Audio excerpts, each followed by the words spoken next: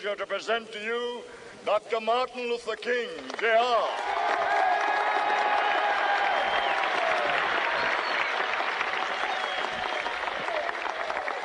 I am happy to join with you today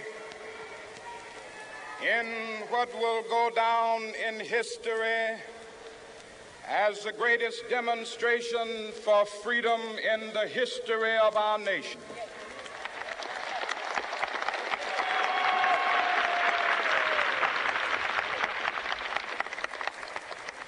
Five score years ago, a great American in whose symbolic shadow we stand today signed the Emancipation Proclamation. This momentous decree came as a great beacon light of hope to millions of Negro slaves who had been seared in the flames of withering injustice. It came as a joyous daybreak to end the long night of their captivity.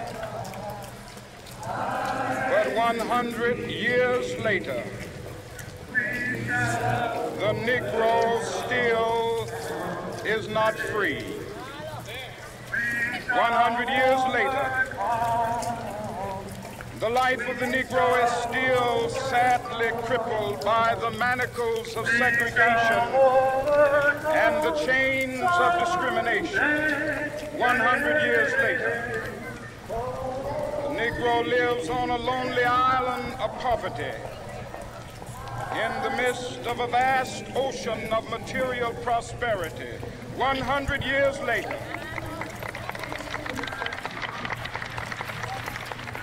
the Negro is still languished in the corners of American society and finds himself in exile in his own land. So we've come here today to dramatize a shameful condition. In a sense, we've come to our nation's capital to cash a check. When the architects of our republic wrote the magnificent words of the Constitution and the Declaration of Independence, they were signing a promissory note to which every American was to fall heir. This note was a promise that all men, yes, black men as well as white men, would be guaranteed the unalienable rights of life, liberty, and the pursuit of happiness. It is obvious today that America has defaulted on this promissory note insofar as her citizens of color are concerned. Instead of honoring this sacred obligation, America has given the Negro people a bad check, a check which has come back marked insufficient funds.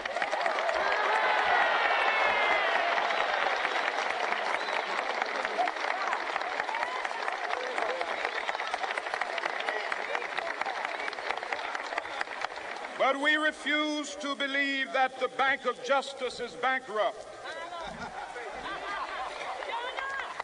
We refuse to believe that there are insufficient funds in the great vaults of opportunity of this nation. And so we've come to cash this check, a check that will give us upon demand the riches of freedom and the security of justice.